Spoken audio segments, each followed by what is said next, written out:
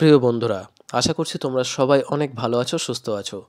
গতদিনের ভিডিওটিতে আমরা এই ছবিটিরই শুধুমাত্র ড্রয়িংটিকে দেখেছিলাম যে কিভাবে আমরা কোনো একটি কম্পোজিশনকে সুন্দরভাবে তৈরি করতে পারি গ্রামার অনুযায়ী, বা বলা যেতে পারে ছবি করার নিয়ম অনুযায়ী। আজ এই ভিডিওটিতে আমরা ওই ছবিটিরই একটি কালার প্রসেস দেখতে চলেছি, যে কিভাবে খুব সহজে আমরা এই সমস্ত ছবিগুলিকে সুন্দর করে কালার করতে পারি। প্রথমেই দেখতে পাচ্ছ আমি আকাশে কালার করেছি, এবং এখানে আমি লাইট ব্লু কালার এখানে ব্যবহার করেছি। এবং এই কালারটির উপর যেহেতু পেপারটি কিছুটা খসখসে রয়েছে, যে কারণে তোমরা এখানে দেখতে পাচ্ছ যে কালারগুলি কিন্তু কিছুটা খসখসে অবস্থায় আমরা এখানে দেখতে পারছি, বা মাঝখানে একটু সাদা সাদা ভাব আমরা এখানে বেশি লক্ষ্য করছি।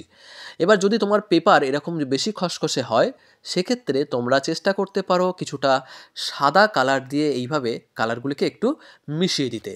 তাহলে কালারটিও মিশে কিছুটা হালকা হয়ে যাবে, আর তার সঙ্গে দেখবে যে কালারগুলি কিন্তু স্মুথ হয়ে যাবে, যেমনটা তোমরা এখানে দেখতে পারছো। প্রথমে কিন্তু কিছুটা খসখসে থাকলেও যখনই আমি এখানে এর উপর সাদা কালার দিয়ে কিছুটা মিক্স করেছি, দেখো এখানে কিছুটা স্মুথ হয়েছে। এবার এর উপর তুমি আর একবার এই যে লাইট কালার রয়েছে, আকাশি কালার বা ব্লু কালার, এই কালারটিকে তুমি এর উপরে দিতেই পারো।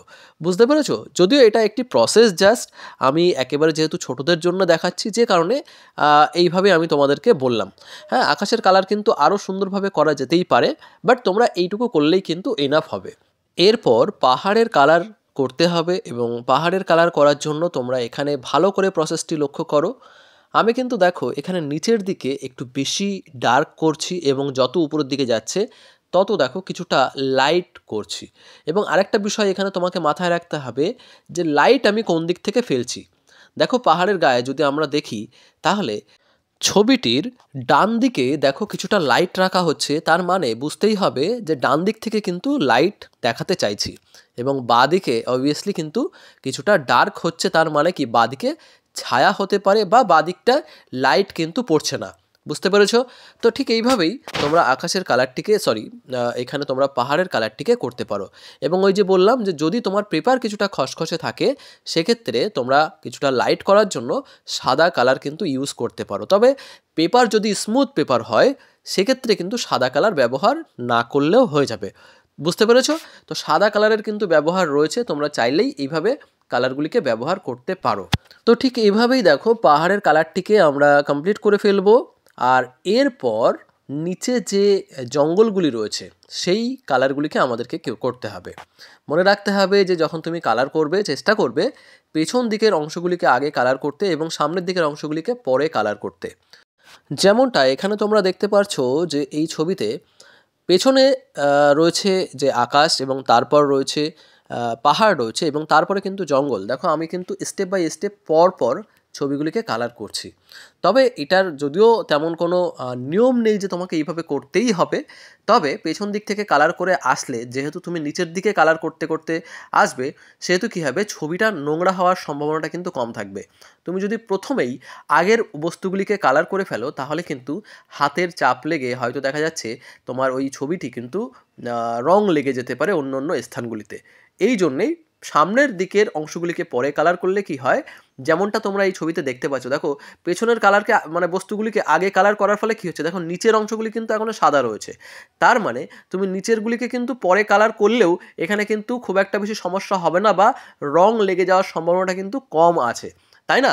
কিন্তু যদি এখানেই ভাবো, তুমি যদি আগের বস্তুকে কালার করে ফেলতে, তাহলে কিন্তু তোমার এই যে যখন রং করছো, ধরো তুমি আগের বস্তুকে কালার করে যখন তুমি আকাশে রং করতে যাচ্ছিলে, বা তুমি যদি জঙ্গলে রং করতে, তাহলে কিন্তু সামনের বস্তুর রং হাতে লেগে সেটা কিন্তু অন্য অন্য জায়গাতে লেগে যেত, এবং সেক্ষেত্রে কিন্তু তোমার ছবিটা নোংরা হয়ে যাওয়ার সম্ভাবনা থেকে যেত। বুঝতে পেরেছো? তো এটি একটা কারণ যার জন্য আমি সবসময় বলি পেছন দিকের বস্তুগুলিকে আগে কালার করে সামনের দিকে এসো। ক্লিয়ার হয়েছে? চলো, এবার তোমরা দেখতে পাচ্ছ এখানে দেখো স্টেপ বাই স্টেপ আমরা কিন্তু পেছনে যে জঙ্গলগুলি রয়েছে, যেখানে কিছু কিছু ছোট ছোট গাছও রয়েছে, দেখো দু একটা জায়গাতে, সেগুলোকে কিন্তু আমি স্টেপ বাই স্টেপ এখানে করেছি। দেখো এখানে ম্যাক্সিমাম কালার ইউজ করা হয়েছে হলুদ, সবুজ এবং ডার্ক সবুজ, এবং তার সাথে কিছু স্থানে দেখো পার্সিয়ান ব্লু বা ডিপ ব্লু কালারটিকে এখানে ব্যবহার করা হয়েছে। বুঝতে পেরেছো? তো দেখো আমাদের জঙ্গল কমপ্লিট হয়ে গেছে। এরপরে আমি চাইলে কিন্তু এখানে বাড়ি করতে পারতাম, কিন্তু বাড়ির আগে আমি এখানে কিন্তু দেখো মাটি বা ভূমির জায়গাগুলোকে কিন্তু আমি করে নিচ্ছি। তাহলে ওই যে আমি বললাম যে এখানে নিয়ম যে তোমাকে করতেই হবে পেছনের বস্তুগুলিকে আগে, এমনটা কিন্তু নয়। আমি কিছু ক্ষেত্রে দেখো বাড়িটাকে আমি ছেড়ে রাখছি, আবার হয়তো এই বকটাকে আমি ছেড়ে রাখবো। বুঝতে পেরেছো?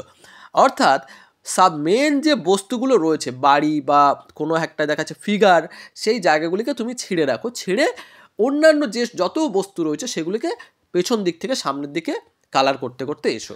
আরেকটি খুব গুরুত্বপূর্ণ বিষয় তোমাদেরকে মাথায় রাখতে হবে, ধরো যখন তুমি কালার করছো সেখানে প্রথমে চেষ্টা করবে যে লাইট কালারগুলিকে আগে করার। মানে এইখানে ধরো দেখা যাচ্ছে আমি যে ভূমি করছি বা যে মাটি করছি, দেখো এখানে প্রথমেই লাইট কালারগুলিকে আগে দেওয়া হচ্ছে, অর্থাৎ সবুজ বা হলুদ কালারগুলিকে আমি কিন্তু আগে দিয়েছি, এবং শেষে দেখো এখানে দেখো ডার্ক কালারটা দেওয়া হচ্ছে, মানে এই যে ডিপ গ্রিন যেটা দেওয়া হচ্ছে। তো এইটা কিন্তু খুব গুরুত্বপূর্ণ। প্রথমেই তোমরা কিন্তু ডার্ক কালার চাপিয়ে দেবে না যে কোনো ক্ষেত্রে, যে কোনো ছবিতে।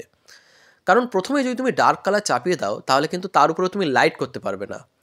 কিন্তু যদি প্রথমে লাইট কালার দাও তাহলে তার উপর তোমার যে জায়গাতে প্রয়োজন সেখানে কিন্তু তুমি ডার্ক কালারগুলোকে দিতে পারবে। বুঝতে পেরেছো?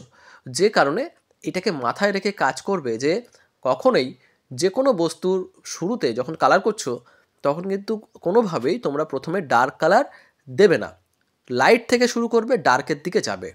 বুঝতে পারছো? তবে কিছু কিছু ক্ষেত্রে প্রথমে ডার্ক দেওয়া যেতে পারে, তবে যখন তোমরা সিনারি করছো সিনারির ক্ষেত্রে চেষ্টা করো লাইট থেকে শুরু করে, যখন তুমি কালার অনেকগুলো কালার যখন মিক্সিং করছো তখন চেষ্টা করো প্রথমে লাইট করো, তারপর আস্তে আস্তে ডার্কের দিকে যাও। আশা করছি তোমরা বুঝতে পারছো আমি যেটা বলতে চাইছি। এরপর দেখো এই যে এখানে ঘরের কালার করা হচ্ছে, ঘরের কালারের ক্ষেত্রে তোমরা লক্ষ্য করো যে আমি কালার কিভাবে করছি। দেখো কিছু জায়গাতে প্রথমেই দেখো আমি ডার্ক দিয়ে দিয়েছি, তার কারণটা কি? তার কারণ এই জায়গাগুলিতে দেখো ছায়া পড়ছে। হ্যাঁ, যেহেতু ছায়া পড়ছে সেই কারণে কিন্তু ওখানে আমি প্রথমেই ডার্ক দিয়ে দিয়েছি, কারণ ওখানে আর লাইট হওয়ার জায়গা নেই। বুঝতে পারছো? তো এইভাবেই তোমাদেরকে একটু মাথা খাটিয়ে কাজগুলোকে করতে হবে, যে কোন জায়গায় তোমাকে দেখতে হবে যে কোথায় কোথায় ছায়া পড়তে পারে আর কোথায় কোথায় লাইট পড়ছে। লাইট এরিয়াগুলোকে তোমাকে সবসময়ের জন্য লাইট রাখতে হবে, এবং যেখানে ছায়া পড়ছে সেখানে সব সময়ের জন্য তোমাকে কিন্তু ডার্ক দেখাতেই হবে। বুঝতে পেরেছো? তো দেখো আমরা যদি এইভাবে ছবিগুলোকে কমপ্লিট করার চেষ্টা করি তাহলে দেখো ছবিগুলি কিন্তু মানে দেখতে কিন্তু সুন্দর হবে। বুঝতে পারছো? এবং তার সঙ্গে তোমার ছবি কিন্তু ভুল হওয়ার সম্ভাবনাটাও কম থাকবে। তো আশা করছি তোমরা বুঝতে পারছো ভিডিওটি দেখে আমি তোমাদেরকে কি বোঝাতে চাইছি। এখানে দেখো যে জলের কালার করা হচ্ছে, সেখানেও কিন্তু দেখো আমি প্রথমে খুব বেশি ডার্ক কিন্তু করছি না, প্রথমে শুরুটা করেছি দেখো লাইট থেকে। এরপর আস্তে আস্তে আমি এর উপরে কিন্তু ডার্ক কালার করতেই পারবো, ডার্ক কালার নিয়ে তো কোনো সমস্যা নেই, আমি পরে কিন্তু লাইটের উপর দিতেই পারবো, তাই না? কিন্তু প্রথমেই দেখা যাচ্ছে আমি যদি ডার্ক দিয়ে দিলাম এবং দেখা যাচ্ছে কোনো একটা স্থানে আমাকে লাইট করতে হবে, সেক্ষেত্রে কিন্তু তুমি প্রবলেমে পড়বে। বুঝতে পারছো? তাই সবসময় চেষ্টা করবে লাইট থেকে ডার্কের দিকে যাওয়ার। তো দেখো ছবিটি কিন্তু আমরা প্রায় শেষের দিকে নিয়ে এসেছি, প্রায় শেষ হতে চললো ছবিটি। এখানে আমাদের কিন্তু এখনও মেইন যে অবজেক্ট অর্থাৎ যে বকটি আমরা করেছি সেটিকে কিন্তু কালার করতে হবে। জলের কালার এখনও কিছুটা আমরা ডার্ক দেখাবো, অবশ্যই সেটিকে আমরা করব। তবে তোমাদের কাছে একটা ছোট্ট রিকোয়েস্ট রয়েছে, যদি তোমাদের ভিডিও এই পর্যন্ত ভালো লেগেছে বা যদি তোমরা কিছু নতুন শিখতে পারছো তাহলে অবশ্যই কিন্তু তোমরা লাইক করে দিও একটা, তার সঙ্গে যদি পারো অবশ্যই একটা কমেন্টের মাধ্যমে তোমাদের মতামত জানিও যে তোমাদের অ্যাকচুয়ালি কেমন লাগছে বা আমার এই চ্যানেলের ভিডিওগুলি তোমাদের কেমন লাগে। এছাড়া তোমাদের কোন ধরনের ভিডিও বা তোমরা দেখতে চাও, কোন ধরনের ড্রয়িং ক্লাস তোমরা দেখতে চাও, তো সেগুলো সম্পর্কে কমেন্টে অবশ্যই জানাতে পারো। আমি চেষ্টা করব সেই ধরনের ভিডিওগুলি তোমাদের জন্য নিয়ে আসার। তো যাই হোক, তো এখানে তোমরা দেখতে পাচ্ছ এখানেও কিন্তু দেখো আমি সাদা কালার এখানে ইউজ করেছি, তার কারণ এখানেও আমি চাইছি জলের কালার কিছুটা স্মুথ দেখাতে, যে কারণে যেমনটা তোমাদেরকে প্রথমে বলেছিলাম শেষেও কিন্তু সাদা কালার ইউজ করেছি জলের কালারের উপর। বুঝতে পারছো? তো যেখানে তোমরা দেখবে যে খুব বেশি ডার্ক হয়ে যাচ্ছে সেখানে যদি একটু লাইট করার দরকার হয় তাহলে তোমরা কিন্তু সাদা কালার ব্যবহার করতে পারো সেখানে। বুঝতে পারছো? অনেকেই তোমাদেরকে বলতে পারে যে সাদা কালার ব্যবহার করতে নেই, সাদা কালো কালার ব্যবহার করতে নেই, এটা কিন্তু একেবারে ভুল একটা কথা, একেবারেই নয়। তুমি যদি সাদা কালার ব্যবহার নাই করতে হয় তাহলে সাদা কালারটা তোমাকে দিয়েছে কেন, তাই না? সাদা কালার ব্যবহার করার টেকনিক তোমাকে বুঝতে হবে বা জানতে হবে। দেখা যাচ্ছে কোনো সাদা বস্তুর উপরে তুমি যদি সাদা কালার করছো সেটা তো ভুল প্রসেস, তাই না? তো সেই জায়গাটার কথা কিন্তু বলা হচ্ছে না। যদি তুমি কোনো কালার মিক্সিংয়ের ক্ষেত্রে সাদা ইউজ করো তাহলে কিন্তু সেটি অবশ্যই হবে এবং সেখানে কিন্তু ভুল হওয়ার কোনো সম্ভাবনা নেই। বুঝতে পারছো? তো দেখো এখানে কিন্তু দেখো আমি কিছু কিছু জায়গাতে সাদা কালার করে কিন্তু সেই জায়গাটাকে কিছুটা হাইলাইট দেওয়ার চেষ্টা করেছি এবং জলের কালারটিও দেখো সাদা কালার দেওয়ার ফলে দেখো কিছুটা ফুটে উঠেছে। এরপর বাকি অংশ অর্থাৎ একেবারে শেষ যে অবজেক্টটি তোমরা দেখছো অর্থাৎ যে বকটি এখানে রয়েছে, এই বকটিকে আমরা কালার করব এবং এখানে কিন্তু অবশ্যই আমরা সাদা কালার ইউজ করব। এই সাদা কালার ইউজ করার কিন্তু এখানে টেকনিক রয়েছে, তোমরা এখানে দেখতে পাচ্ছ যে আমি কিন্তু কিছুটা এখানে ব্লু কালার ইউজ করেছি ভেতরে, সেই ব্লু কালারের সঙ্গে সাদা কালার মিশিয়ে এখানে একটা লাইট ব্লু মানে অনেকটাই লাইট ব্লু এখানে কিন্তু তৈরি করার চেষ্টা করা হয়েছে।